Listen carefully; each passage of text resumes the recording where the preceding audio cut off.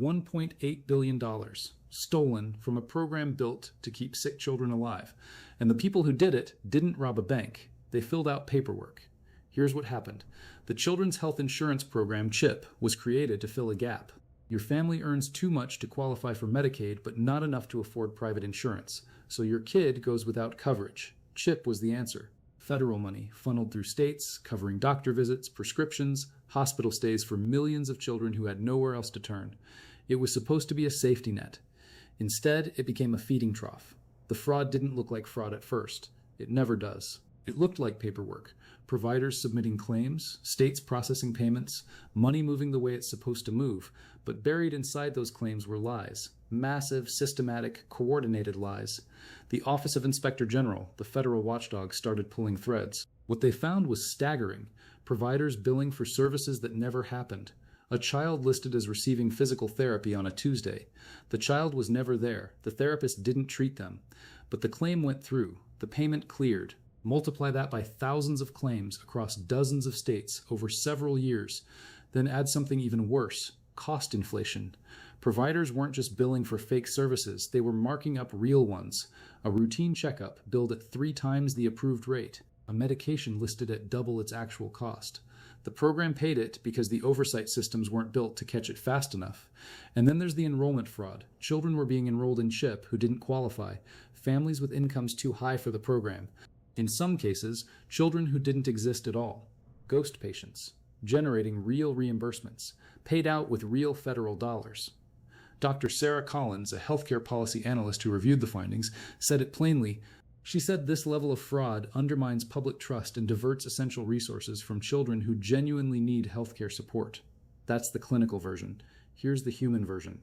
Every fake claim that cleared was money that should have covered a real kid's asthma inhaler. Every ghost patient that got enrolled pushed funding away from a child who actually needed surgery. This wasn't a victimless crime against a faceless government program. The victims were children.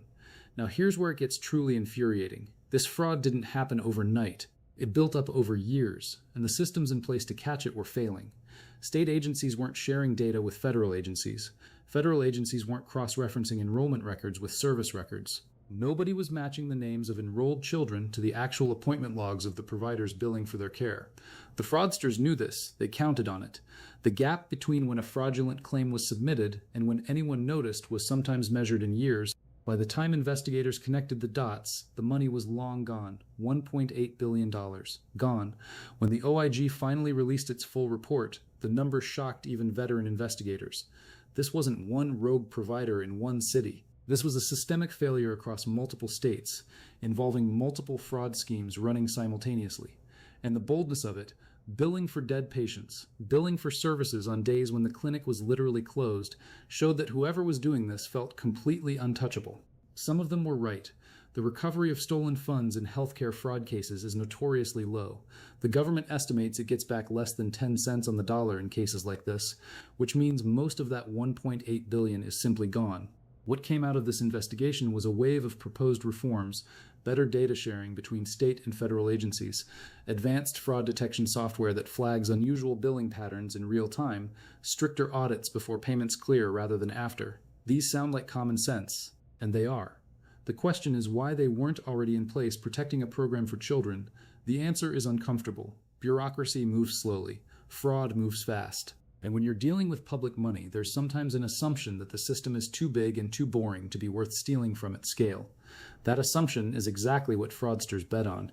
Here's what you should take from this. The programs designed to protect the most vulnerable among us are also the ones most attractive to criminals, because the oversight is stretched thin and the political will to audit children's health care is complicated.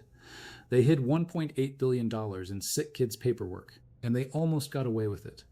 If you want to stay ahead of the people who see public programs as their personal ATM, follow this channel. We don't look away.